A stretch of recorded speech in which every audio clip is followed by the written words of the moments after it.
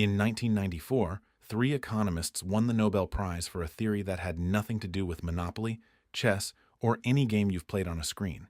Their work explained arms races, traffic jams, why your phone bill is too high, and why two perfectly rational people can end up making each other miserable, even when they both desperately wanted to do better. The prize committee called it one of the most consequential ideas in the history of social science. Most people still think it's about board games. It isn't. This is game theory. And once you understand it, you will never look at a negotiation, a price war, a political standoff, or a simple argument the same way again. It touches your salary, your mortgage rate, prices, and the cost of your internet plan. Every interaction where your outcome depends not just on what you do, but on what someone else decides at exactly the same time. That's most of life. Let's start not with a definition, but with two people in a room. Call them Alex and Jordan. They've been arrested for robbing a bank together. The police have enough evidence to convict them both on a minor charge, 1 year in prison each. But the detective wants more, so he puts them in separate rooms, cuts off all communication, and makes each of them the same offer. If you testify against your partner, you go free and they get 10 years. If you both testify against each other, you each get 5 years. If you both stay silent, you each get 1 year. Alex can't know what Jordan will do. Jordan can't know what Alex will decide. And the clock is ticking. This is the prisoner's dilemma. The most famous thought experiment in all of economics. Invented at the Rand Corporation in 1950 by Merrill Flood and Melvin Drescher, and later formalized by Albert Tucker. The terrible beauty of it is this. Both Alex and Jordan, thinking rationally and independently, will almost certainly betray each other, even though cooperating would leave them both better off.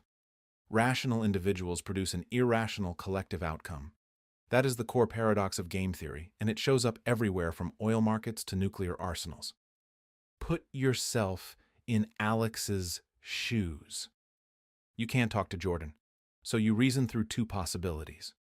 Possibility 1, Jordan stays silent. If you also stay silent, you get 1 year in prison. If you betray Jordan, you go free. Betraying is better. Possibility 2, Jordan betrays you.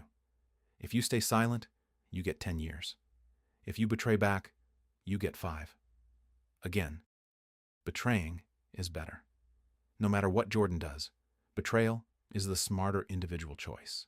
Economists call this a dominant strategy, an action that is better for you regardless of what the other player does.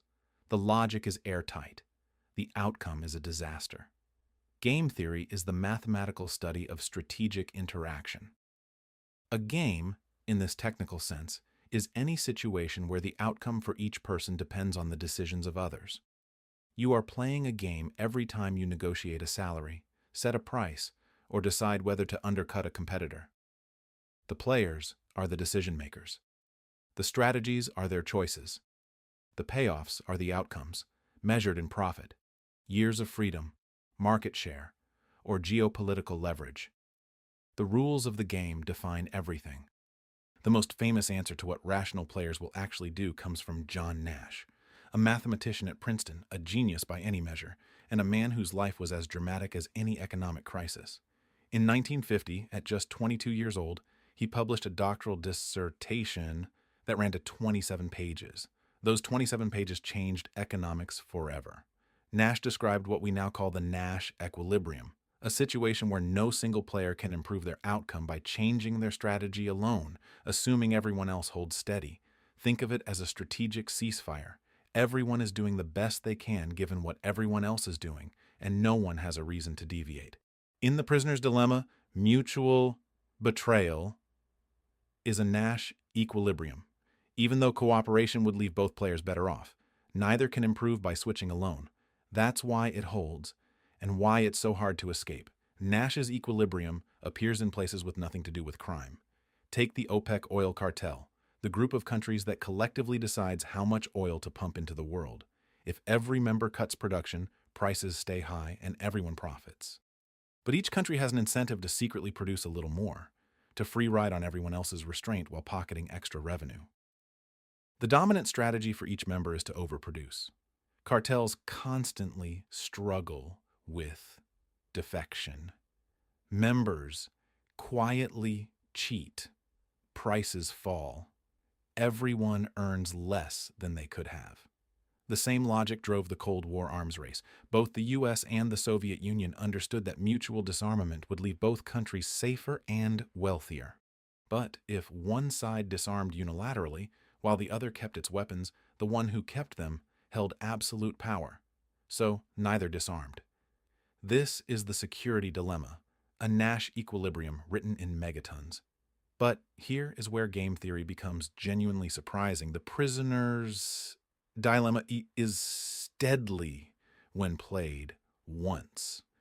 But what happens when Alex and Jordan will interact again tomorrow and the day after and the day after that? When the game is repeated, cooperation can become the rational choice. If Jordan knows that Alex will punish every act of betrayal by betraying back every time thereafter, the short-term gain of defection stops looking attractive. In 1984, political scientist Robert Axelrod ran a famous computer tournament. He invited game theorists to submit strategies for a repeated prisoner's dilemma. The simplest strategy won. It was called tit for tat. Cooperate on the first move, then do exactly what your opponent did last round. It was nice, it was punishing, it was forgiving, and it beat every more complex submission. Cooperation is rational.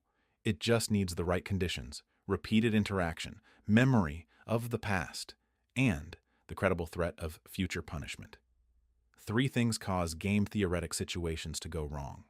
First, lack of communication.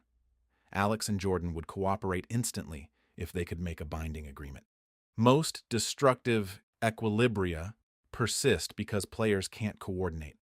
Antitrust law actually exploits this. Regulators prevent competitors from communicating about prices because when companies coordinate, they form a cartel and consumers pay the price. Second, short time horizons. A company leaving an industry next year has no incentive to cooperate. A politician in their final term has a shortened view of the future. When players stop caring about tomorrow, the logic of cooperation collapses. Third, wrong incentive structures. Bonus systems that reward only individual performance destroy teamwork. Tax structures that reward short-term profit push managers toward decisions they know are destructive.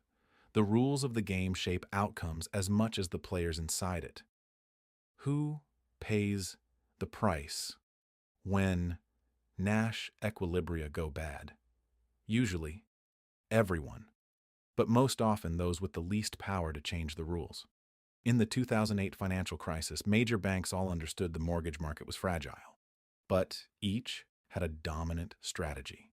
Keep writing mortgages, keep packaging them, keep selling, because if you stopped and your competitor didn't, they took the profits. The equilibrium was a collective race toward catastrophe. When it collapsed, the banks were bailed out. 9 million Americans lost their jobs. The people who paid the heaviest price were homeowners, retirees, and ordinary workers who had no seat at the table and no move to make. So, what should you actually take away? First, in any negotiation, understand your counterpart's incentives as deeply as your own. Their logic shapes your outcome as much as yours does. Second, be skeptical of prices in markets with only 2 or 3 major players. Game-theoretic equilibria in concentrated industries tend to favor the seller over the buyer. Third, watch for short time horizons in leadership. A CEO paid on this quarter's stock price is playing a fundamentally different game than the company's long-term health requires. Fourth, remember that cooperation becomes rational when the game repeats. Reputation, memory, and the shadow of the future are what make trust, contracts, and relationships function. The deepest insight of game theory is this: being smart is not enough. You can be perfectly rational and still end up in a prison cell. Because individual rationality without coordination produces disaster as reliably as it produces progress. Whoever designs the rules of the game holds more power than anyone playing it. If you feel trapped in a race to the bottom, in a destructive competition, in a system that punishes cooperation, you are not irrational. You are playing a badly designed game. The question is whether you can change the rules. That is the most subversive idea in this entire field, and most textbooks bury it in Chapter 11. If this opened something up for you, subscribe. We publish one idea like this every week, explained without jargon and without condescension. Drop a comment below. What economic concept or crisis do you want pulled apart next? Your answer shapes the next episode.